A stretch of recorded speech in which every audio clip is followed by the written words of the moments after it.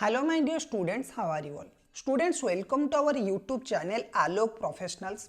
Students, हम लोग BCom first year second semester का इनकम टैक्स ये जो सब्जेक्ट है वो कवर कर रहे थे और इनकम टैक्स में हम लोग पढ़ रहे थे इनकम फ्रॉम हाउस प्रॉपर्टी, जो कि इनकम टैक्स का सेकेंड हेड ऑफ इनकम है।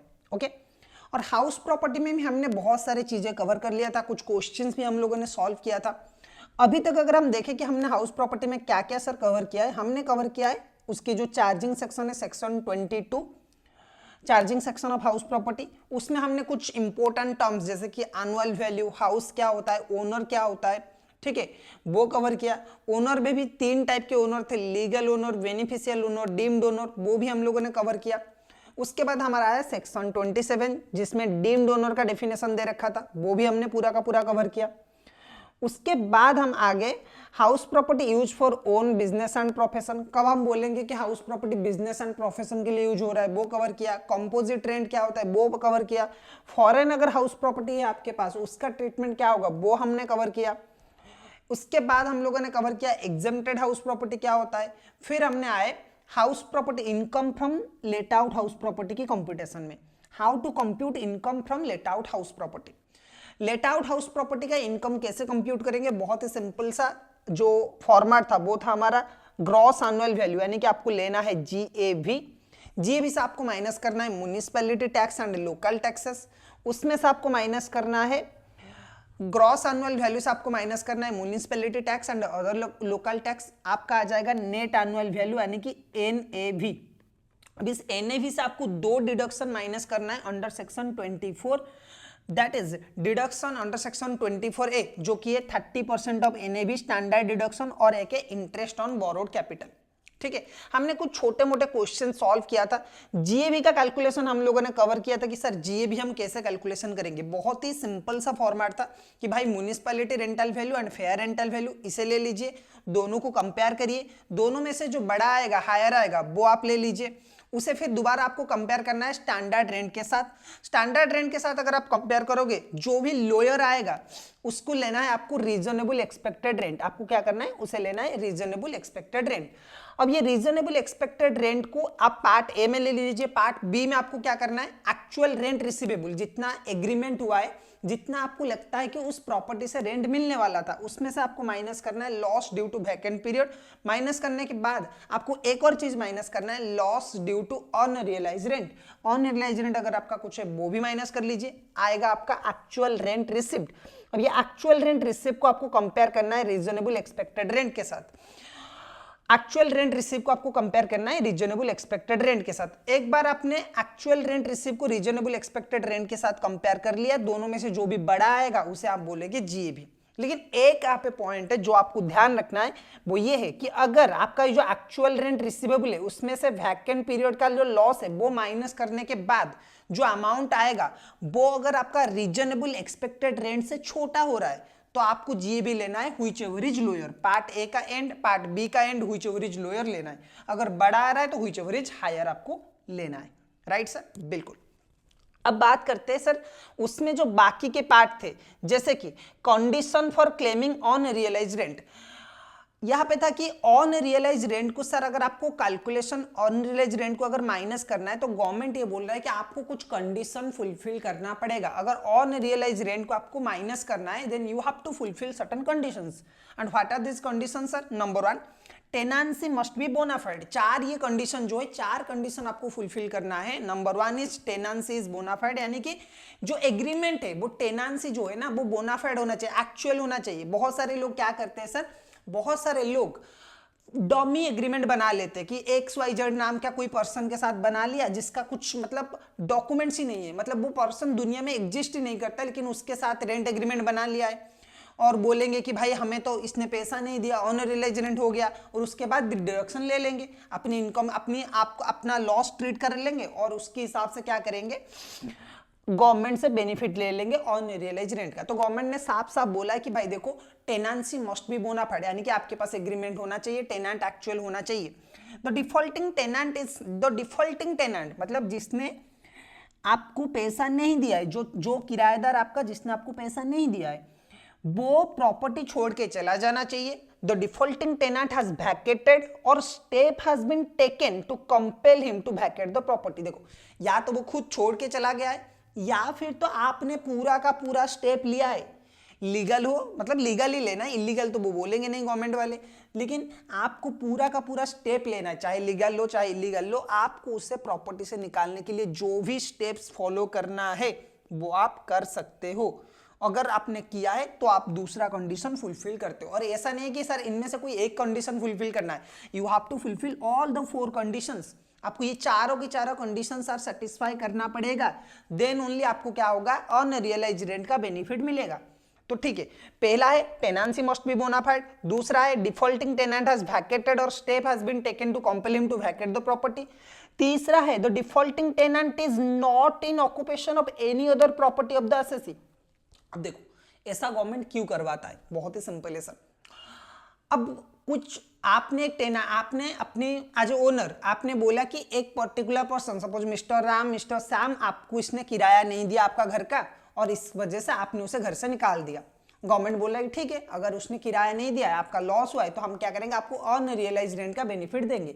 लेकिन बाद में ये पता चलता है कि सर आपने मिस्टर राम के साथ जुगाड़ लगा लिया, दोनों ने मिलकर एक प्लान बनाया कि भाई देख, तू किराया मत दे, तुझे मैं घर से निकाल दूंगा, पुलिस कंप्लेन भी तेरे नाम पे झूठ मूठ का कर लूंगा, तू पुलिस को बोलना, तू पुलिस को आराम से बोल देना कि भाई मेरे पास तो पैसे नहीं है, मैं कहां से पैसा दूं, और निकाल देंगे तुझे घर से।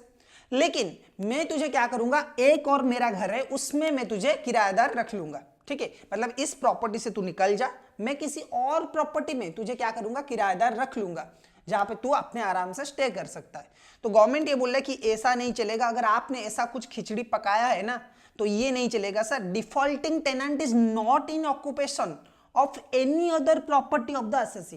एसएससी का किसी भी और प्रॉपर्टी में डिफॉल्टिंग टेनेंट जिसने पैसा नहीं दिया है वो रहना नहीं चाहिए, वो ऑक्यूपाई नहीं करना चाहिए। The assessee has taken all the reasonable step to institute legal proceeding for the recovery of on unpaid rent और satisfy the assessing officer that legal proceeding would be useless। देखो क्या बोल रहा है भाई, गवर्नमेंट ये बोल रहा है कि देखो आप सामने वाले ने बोला कि मैं पैसा नहीं दूंगा, सामने वाला ने आपके घर में रहा और वो पैसा मना कर रहा है देने के लिए, क्या आप ऐसे ही छोड़ दोगे? नहीं छोड़ोगे ना भाई, पैसा है, ऐसा फ्री में थोड़ी ना आता है। तो आप क्या करोगे, जो भी आपको लीगल प्रोसीडिंग लेना है to recover that unrealised rent, आपको वो सब कुछ लेना है as a gentle human being. आपको ऐसा नहीं है कि गवर्नमेंट को चूना लगाना है तो उसने पैसा नहीं दिया आपने छोड़ दिया, वो नहीं होगा। गवर्नमेंट बोल रहा है कि भाई अपना खुद का पैसा खुद संभाल के रिकवर करो, लीगल प्रोसीडिंग्स अगर कुछ करना है तो बोलो, कोर्ट में केस वगैरह करो, एफआईआर वगैरह रजिस्टर्ड करवाओ, लेकिन आपको पूरा का पूरा स्टेप लेना चाहिए। इनकम टैक्स ऑफिसर को आपको सेटिस्फाई करना चाहिए कि आपने अपनी पूरा जी जान लगा लिया लेकिन पैसा नहीं मिला, या फिर आप इनकम टैक्स ऑफिसर को ये समझा लो, ये सेटिस्फाई कर लो कि अगर भाई उसके नाम पे वो बहुत बड़ा गुंडा है, अगर उसके नाम पे केस भी करूं, उसके अगेंस्ट में मैं रिकवरी करूं, ये कुछ भी उसके लिए एप्लीकेबल नहीं होता है, सारे के सारे वेस्ट है, ठीक है। तो उस केस में आपको सेटिस्फाई करना है कि either you will take all the legal proceedings to recover that unrealised rent और legal proceedings are useless for that person, वो आपको असेसिंग ऑफिसर को सेटिस्फाई करना होगा। अगर ये 4 condition, if you satisfy all these 4 conditions, then you are eligible to get unrealized rents deduction. Okay, you are eligible to get deduction of unrealized rent. Unrealized rent का आपको deduction मिलेगा, लेकिन अगर ये 4 कंडीशन आप फुलफिल करते हो then only you are eligible for deduction, right. अब कुछ टर्म्स जो हमने जीएबी कैलकुलेशन में यूज किया था उसे एक बार देख लेते कि सर एमआरबी का मतलब क्या है, म्युनिसिपैलिटी रेंटल वैल्यू, यानी कि जो रेंटल वैल्यू आपकी प्रॉपर्टी का म्युनिसिपैलिटी डिसाइड करता है उसे बोलेंगे म्युनिसिपैलिटी रेंटल वैल्यू। उसके बाद आता है fair rental value. Fair rental value का मतलब क्या है, rent of similar property in same locality, similar area में सेम प्रॉपर्टी का किराया कितना है। उसके बाद आता है स्टैंडर्ड रेंट। स्टैंडर्ड रेंट का मतलब क्या होता है, maximum rent fix by the rent control authority of the state. उसके बाद आता है एक्चुअल रेंट रिसीवेबल, जितना आप पैसा एक्चुअली रिसीव करने वाले हो, ठीक है। तो हमारा जो स्टेप था वो क्या था, ग्रॉस एनुअल वैल्यू, उसमें से माइनस कर लीजिए म्युनिसिपैलिटी टैक्स और लोकल टैक्स, आ जाएगा आपका नेट एनुअल वैल्यू, ठीक है।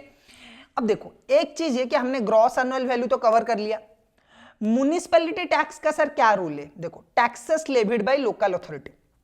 ये जो म्युनिसिपैलिटी टैक्स है ना, उसका क्या प्रोविजन है सर, देखो गवर्नमेंट ये बोल रहा है कि म्युनिसिपैलिटी टैक्स या फिर other local taxes like water tax, sewerage tax, ये सबका आपको डिडक्शन मिलेगा, इन सबका आपको डिडक्शन मिलेगा। लेकिन दो ही कंडीशन है। Number one, it should be borne by the assessee. Okay, it should be borne by the assessee मतलब इनकम टैक्स ऑफिसर बोल रहा है कि भाई जो घर का ओनर है वो खर्चा करना चाहिए, उसका हाथ से ये खर्चा जाना चाहिए, क्योंकि इनकम किसके हाथ में टैक्सेबल हो रहा है, एसएससी के हाथ में टैक्सेबल हो रहा है, यानी कि ओनर के हाथ में। तो अगर ओनर ने अपनी पॉकेट से, अपनी जेब से खर्चा किया है, then only he is eligible for deduction and it should be actually paid during the previous year. भाई ड्यू बेसिस नहीं चलता है गवर्नमेंट में, आपका ड्यू बेसिस वगैरह आउटस्टैंडिंग वगैरह नहीं चलता है। गवर्नमेंट ये बोल रहा है कि भाई चुपचाप अपना जो म्युनिसिपैलिटी टैक्स है ना वो आके कैश में दे दो हमें, गवर्नमेंट म्युनिसिपैलिटी ऑफिस में आओ और कैश में उसे पे करो, चेक वगैरह लेके आओ, पे करो, उसके बाद only you are eligible for getting deduction. तो दो कंडीशन है, first is it should be borne by the owner, जो एसएससी है उसे पे करना चाहिए। दूसरा जो कंडीशन है, it should be actually paid during the previous year, actually previous year में पे करना चाहिए तो ही आपको डिडक्शन मिलेगा।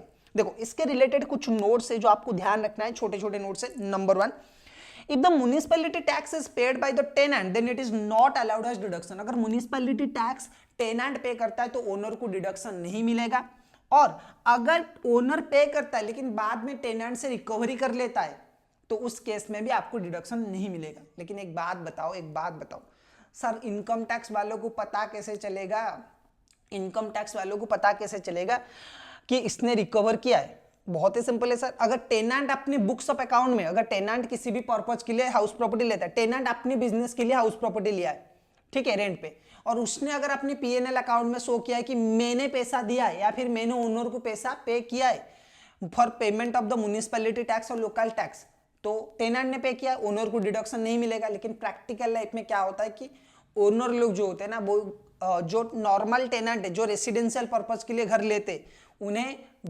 मजबूरन ये करते कि आप नहीं बोलोगे, ठीक है, आपको ही म्युनिसिपैलिटी टैक्स देना है, लेकिन ये रेंट एग्रीमेंट में शामिल नहीं होगा और आपको बोलना भी नहीं, और वो लोग डिडक्शन लेते भी नहीं है, ठीक है। तो इस वजह से प्रैक्टिकल लाइफ में क्या होता है कि अगर आप बिजनेस कर रहे हो तो ठीक है, आप एज ए टेनेंट डिडक्शन ले सकते हो, लेकिन एज ए टेनेंट उसे आप बिजनेस एक्सपेंसेस शो कर सकते हो। लेकिन अगर आप रेसिडेंशियल पर्पज के लिए रहते हो तो ओनर क्या करेगा, म्युनिसिपैलिटी टैक्स भले ही पे करे लेकिन आपसे ही रिकवर करेगा, ठीक है। लेकिन जो बुक में लिखा हुआ है वो हम फॉलो करेंगे कि if municipality tax is paid by owner then it's not allowed as deduction, if it's paid by the owner, sorry, if it is paid by the tenant it is not allowed as deduction, if it is paid by owner but later on it's recovered from the tenant then also it is not allowed as deduction। Municipality tax हमेशा cash basis पे allowed होगा, accrual basis पे यानी कि outstanding basis पे allowed नहीं होगा, okay. अगर आपने प्रीसीडिंग ईयर का मतलब 3-4 साल का म्युनिसिपैलिटी टैक्स, आपका किराया जो बकाया म्युनिसिपैलिटी टैक्स था ना, बकाया राशि, उससे अगर आप करेंट ईयर में पे कर रहे हो, सपोज मैं 2021, 2022, 2022, 2023, 2023, 2024, 2024, 2025, इन सबका म्युनिसिपैलिटी टैक्स 4 साल का एक ही साल में देता हूं 2024, 2025 में, तो मुझे डिडक्शन कहां पे मिलेगा सर, 2024, 2025 में, जिस साल मैंने पेमेंट किया है। सर चारों साल का एक ही साल में मिल जाएगा? एब्सोल्युटली चारों साल का एक ही साल में मिल जाएगा, ठीक है। जिस साल आप पे करते हो उसी साल आपको पूरा का पूरा डिडक्शन मिलेगा, okay. Advance municipality tax is not allowed as deduction. देखो म्युनिसिपैलिटी वाले बोलते कि भाई देखो, ना तो हमें बकाया चाहिए ना तो हमें एडवांस चाहिए, हमें तो प्रेजेंट साल का चाहिए, मतलब आप कैश में पे करो तभी हम अलाउ करेंगे। आप पास्ट ईयर का एक साल में दे सकते हो लेकिन आप एडवांस नहीं दे सकते। अब पॉइंट है कि सर एडवांस क्यों नहीं देते, इसके पीछे जो लॉजिक है वो ये सिंपल सा लॉजिक है कि भाई देखो प्रॉपर्टी का वैल्यू, म्युनिसिपैलिटी टैक्स डिसाइड होता है बेस्ड ऑन म्युनिसिपल वैल्यू, और अगर आपने एडवांस टैक्स दे दिया और म्युनिसिपैलिटी वालों ने उसे अलाउड कर लिया तो बाद में अगर प्रॉपर्टी का वैल्यू इंक्रीज होता है तो म्युनिसिपैलिटी वाले टैक्स नहीं ले सकते, क्योंकि उन्होंने तो आपसे टैक्स ले लिया है। तो उस केस में क्या होगा कि म्युनिसिपैलिटी वालों को लॉस हो जाएगा। तो म्युनिसिपैलिटी वाले बोलते क्या कि भाई देखो म्युनिसिपैलिटी टैक्स हम एडवांस में नहीं लेते, करंट ईयर का दे दो, खत्म, किस्सा खत्म, आप अपने रास्ते हम अपने रास्ते, ठीक है। अच्छा अगर आप गरीब हो, आप बहुत ही गरीब हो, आपके पास घर है लेकिन आप गरीब हो, इतने गरीब हो कि आपको म्युनिसिपैलिटी टैक्स देने की पैसा नहीं है, आप क्या कर रहे हो, लोन ले रहे हो और म्युनिसिपैलिटी टैक्स पे कर रहे हो, ठीक है, और उस लोन का इंटरेस्ट भी आप पे कर रहे हो। तो आप बोलते हो कि गवर्नमेंट को कि भाई देखो मेरे पास तो पैसा नहीं था, मैंने तो लोन लिया म्युनिसिपैलिटी टैक्स पे करने के लिए, अब मैं उसमें इंटरेस्ट भी पे कर रहा हूं, तो मुझे इंटरेस्ट का डिडक्शन मिलना चाहिए। गवर्नमेंट बोलता है कि नहीं, चूना लगाओ और किसी और को आप जाके म्युनिसिपैलिटी टैक्स पे करने के लिए अगर आपने इंटरेस्ट लिया है तो आपको वो डिडक्शन अलाउड नहीं होगा, आपको वो डिडक्शन क्या होगा, अलाउड नहीं होगा। सही है, चलो उसके बाद चलते हैं डिडक्शन अंडर सेक्शन 24। देखो एक बार हमने म्युनिसिपैलिटी टैक्स माइनस कर लिया ग्रॉस एनुअल वैल्यू से, जीएबी से, तो आपका आ जाएगा net annual value. Net annual value से आपको दो चीजें माइनस करना है, 24A में स्टैंडर्ड डिडक्शन, 24B में interest on borrowed capital. Standard deduction तो सर बहुत ही सिंपल है, 24A में 30% ऑफ एनएबी, अगर एनएबी आपका पॉजिटिव है तो ही आपको ये डिडक्शन मिलेगा, अगर एनएबी आपका जीरो है या फिर एनएबी आपका नेगेटिव है। सर एक बात बताइए, एनएबी नेगेटिव कैसे हो सकता है? बिल्कुल हो सकता है जी। अगर आपका जीएवी एक सर्टेन अमाउंट है, सपोज आपका जीएवी है 1 लाख का, ठीक है, और आपने पिछले 4 साल का म्युनिसिपैलिटी टैक्स एक साल में दिया है, तो आपने कितना दिया, 1,20,000, तो हो गया ना, जीएवी नेगेटिव में, एनएबी नेगेटिव में, 20,000 नेगेटिव में आ जाएगा।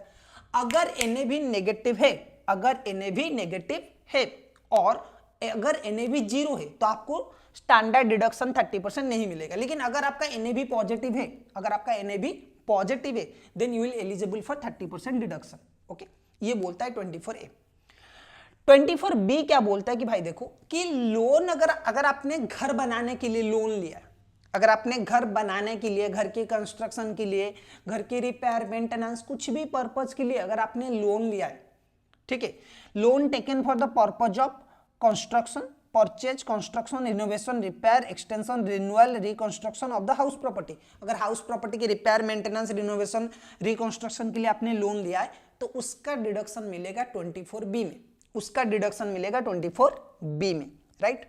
अब 24B में बोल रहे कि भाई 2 पीरियड है घर बनाने का। देखो घर, आप सपोज मेरा घर मैंने बनाना स्टार्ट किया 2022 में, ठीक है, 2022, 2023 में, सर कंप्लीट हुआ 2024, 2025 में, 3 साल लग गए मुझे घर कंप्लीट करने में, 2022, 2023, 2023, 2024, 2024, 2025, 3 साल के बाद मेरा जाके घर कंप्लीट हुआ। तो मैंने अपना घर बनाया है लोन लेके, मैंने लोन लिया उसके बाद अपना घर बनाया है। तो लोन तो स्टार्टिंग डेट से, जब से मैंने घर बनाना शुरू किया तब से मैं लोन का इंटरेस्ट पे करूंगा। बिल्कुल सर, तब से आप पे करोगे। अगर मैं कंस्ट्रक्शन कर रहा हूं, परचेज की केस में तो क्या है कि डायरेक्टली मुझे घर मिल जाएगा, लेकिन कंस्ट्रक्शन की केस में क्या है कि अगर मैं घर बना रहा हूं तो घर एक दिन में तो नहीं बनेगा, 1-2 साल लगेगा घर, अच्छा घर बनाने के लिए। तो मैंने लोन ले लिया, अब जब घर बन रहा है तो मैं क्या कर रहा हूं, इंटरेस्ट पे कर रहा हूं, ठीक है। तो सर जब सपोज 2022, 2023 में मेरा घर बन रहा है लेकिन मैंने इंटरेस्ट पे किया, तो उस केस में तो मैं डिडक्शन ले ही नहीं पाऊंगा, क्योंकि मेरा तो कुछ इनकम ही नहीं है, घर तो अभी बन के रेडी नहीं हुआ है। जब रेडी होगा तब मैं क्या करूंगा, इंटरेस्ट पे करूंगा, राइट। जब रेडी होगा तब जाके ना मैं इंटरेस्ट पे करूंगा, लेकिन मतलब रेडी होगा, किराया लगेगा, तब तो मैं जाके, तब मेरे पास कुछ इनकम आएगा, तब मैं टैक्स पे करने के लिए जाऊंगा, तो मैं इंटरेस्ट का डिडक्शन ले सकता हूं। तो इंटरेस्ट यहाँ पे 2 तरह से डिवाइडेड है, एक है प्री कंस्ट्रक्शन पीरियड इंटरेस्ट जब घर बना नहीं है, और एक है पोस्ट कंस्ट्रक्शन पीरियड इंटरेस्ट जब घर बन चुका है और किराए पे लग चुका है, ठीक है। देखो पोस्ट कंस्ट्रक्शन पीरियड जो है ना, वो पूरा का पूरा फुल्ली अलाउड है, मतलब उसमें जिस साल भी आप जितना इंटरेस्ट पे करते हो, सपोज मैंने 2024, 2025 में मेरा घर बन गया, मैंने 5 लाख का इंटरेस्ट पे किया है, गवर्नमेंट बोला है कि 5 लाख भाई आपको पूरा अलाउड है, मतलब टेंशन लेने की बात कुछ भी नहीं है, आपको पूरा 5 लाख का बेनिफिट मिलेगा। लेकिन ये जो प्री कंस्ट्रक्शन का पीरियड है ना, प्री कंस्ट्रक्शन का इंटरेस्ट, प्री कंस्ट्रक्शन में मतलब 2022, 2023, 2023, 2024, ये जो 2 साल का प्री कंस्ट्रक्शन पीरियड है, इसमें आपको क्या होगा, जितना भी इंटरेस्ट आया होगा वो इंटरेस्ट एक साल में आपको नहीं मिलेगा, वो आपको 5 इक्वल इंस्टॉलमेंट में मिलेगा, वो आपको 5 इक्वल इंस्टॉलमेंट में मिलेगा। क्या बोल रहा हूं मैं, देखो post construction period interest immediately मिल जाएगा उसी साल, लेकिन प्री कंस्ट्रक्शन पीरियड इंटरेस्ट आपको मिलेगा, लेकिन कितने साल में सर मिलेगा, 5 साल में मिलेगा, ठीक है। 5 इक्वल इंस्टॉलमेंट में, 5 इक्वल एनुअल इंस्टॉलमेंट में आपको मिलेगा, ठीक है। तो सर ये प्री कंस्ट्रक्शन पीरियड हम कब बोलेंगे, पोस्ट कंस्ट्रक्शन पीरियड हम कब बोलेंगे, जरा हमें ये तो समझा लीजिए। बिल्कुल समझाता हूं मैं। देखो, प्री कंस्ट्रक्शन पीरियड का मतलब क्या है, what do you mean by pre construction period. ये बोल रहा है कि प्री कंस्ट्रक्शन पीरियड का मतलब क्या है। Pre construction period means period starting from the day of commencement of construction और the day of borrowing whichever is later. यानी कि pre construction period sir start कब होता है, स्टार्ट कब होता है सर, स्टार्ट कब होता है प्री कंस्ट्रक्शन पीरियड, बहुत ही सिंपल है, लोन टेकन और कंस्ट्रक्शन स्टार्ट, लोन टेकन और construction start, which one is latter, whichever is latter, whichever is latter। Loan आपने लिया और कंस्ट्रक्शन स्टार्ट किया, दोनों में से जो बाद में आता है ना वो होगा प्री कंस्ट्रक्शन पीरियड। लोन लिया, कंस्ट्रक्शन स्टार्ट किया, जो डेट बाद में आता है, जो डेट बाद में आता है, लेट में आता है, वो होगा आपका प्री कंस्ट्रक्शन पीरियड का starting date. Okay sir, ending date कब होगा, जब आपका घर कंप्लीट हो गया ना, जब कंस्ट्रक्शन कंप्लीट हो गया तो वो हो जाएगा उसका 31 मार्च, उसका पिछले 31 मार्च क्या हो जाएगा आपका पोस्ट मतलब प्री कंस्ट्रक्शन पीरियड का एंड हो जाएगा। सर पोस्ट कंस्ट्रक्शन पीरियड कब स्टार्ट होगा, जहां से प्री कंस्ट्रक्शन पीरियड एंड हुआ यानी कि 31 March immediately prior to the year of completion of construction, वहां से लेके जब तक आपने लोन पे नहीं किया है वहां तक क्या है आपका पोस्ट कंस्ट्रक्शन पीरियड है। ठीक है, अब ये आपको समझ में नहीं आएगा लेकिन मैं आपको एक एग्जांपल के साथ समझाता हूं। देखो, mister x wants to construct a house property, construct his house property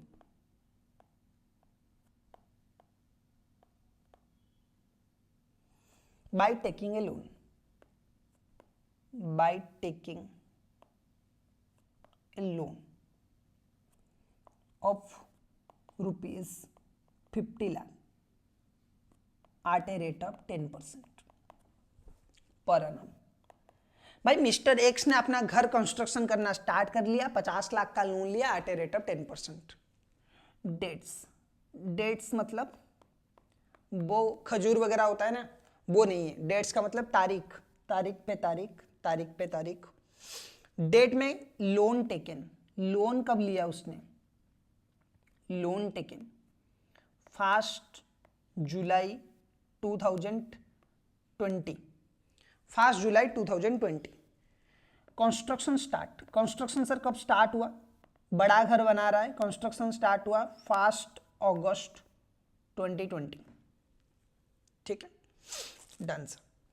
उसके बाद construction complete,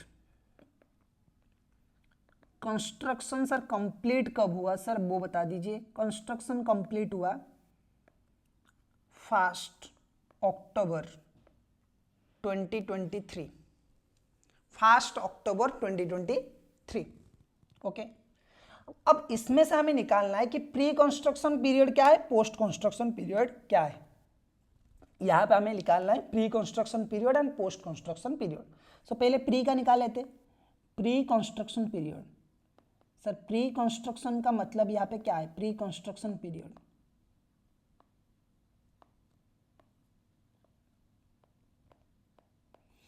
pre construction period start कब होता है, स्टार्ट फ्रॉम, हमने बोला था लोन टेकन और कंस्ट्रक्शन बिगिन। लोन टेकन कब लिया है लोन, 1 जुलाई 2020। कंस्ट्रक्शन कब स्टार्ट हुआ है, 1 अगस्त 2020। तो कब से स्टार्ट होगा, 1 अगस्त 2020।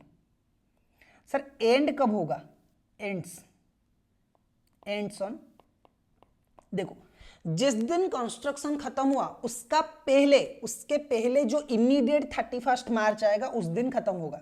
जिस डेट को आपका कंस्ट्रक्शन खत्म हुआ ना उस डेट से पहले पहले जो भी 31 मार्च आता है, जो भी 31 मार्च आता है मतलब 31 मार्च 2023, इस डेट को आपका प्री कंस्ट्रक्शन पीरियड खत्म हो जाएगा।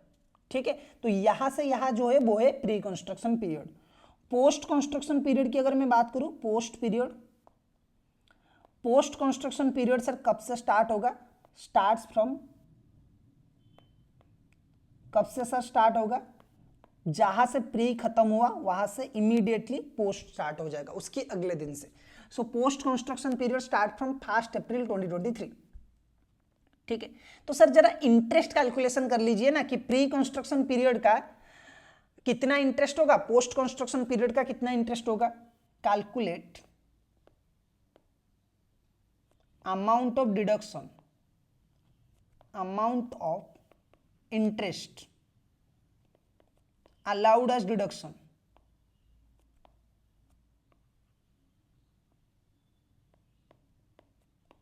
Under section 24B। Sir 24B में कितना डिडक्शन आपको मिलेगा फॉर असेसमेंट ईयर 2020 और प्रीवियस ईयर कर लो, प्रीवियस ईयर 2024 2025। ठीक है, सो प्री कंस्ट्रक्शन पीरियड का पहले हम इंटरेस्ट कैलकुलेशन करते, pre period interest, pre period interest. Sir pre period interest कितना होगा, बहुत ही सिंपल है। देखो अगस्त से अगर हम लेंगे, अगस्त सितंबर अक्टूबर नवंबर दिसंबर जनवरी फरवरी मार्च, 8 महीने। ठीक है, 8 महीना 2021 2022 का, 2022 2021 का, 2021 2022 का पूरा एक साल यानी कि 12 महीना, 2022 2023 का और 12 महीना। ठीक है, तो 24 + 8 32 मंथ्स। ठीक है, 32 मंथ्स का प्री पीरियड का इंटरेस्ट है, इनटू आपका एनुअल इंटरेस्ट कितना है 5 लाख का, 5 लाख डिवाइडेड बाई 12। ठीक है, सो ये है आपका प्री कंस्ट्रक्शन पीरियड का पीरियड, मतलब 32 मंथ इंटू 5 लाख इंटू 12। एक साल का इंटरेस्ट सर कितना है 5 लाख, क्योंकि 10% लोन है 50 लाख का, 10% पर आना मतलब 5 लाख का इंटरेस्ट है। सो 12 महीने के लिए कितना है 5 लाख, तो 32 मंथ के लिए कितना होगा वो एक बार कैलकुलेट कर लेंगे, तो जितना भी आएगा वो है।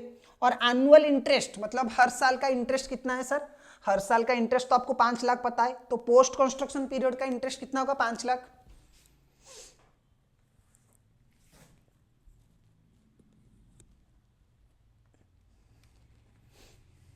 सो प्री का कैलकुलेशन कर लेते जरा, 32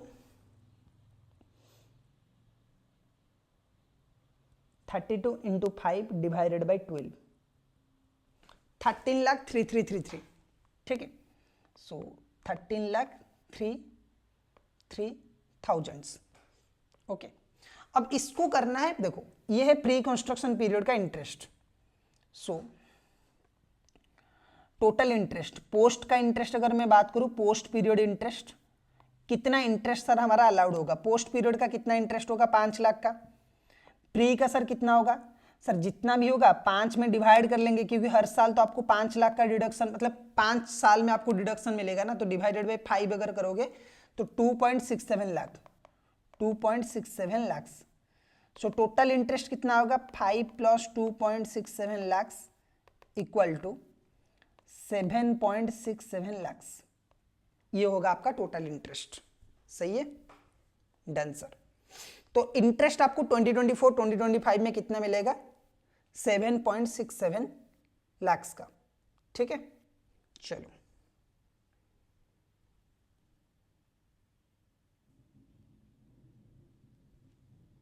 सो स्टूडेंट्स आज की क्लास में बस इतना ही। नेक्स्ट क्लास में हम फिर बात करेंगे कि हाउस प्रॉपर्टी में और जो इंटरेस्ट कैलकुलेशन है वो कैसे होगा, और सेल्फ ऑक्युपाइड हाउस प्रॉपर्टी का कैलकुलेशन कैसे होगा, partly self occupied partly late out house property का कैसे होगा।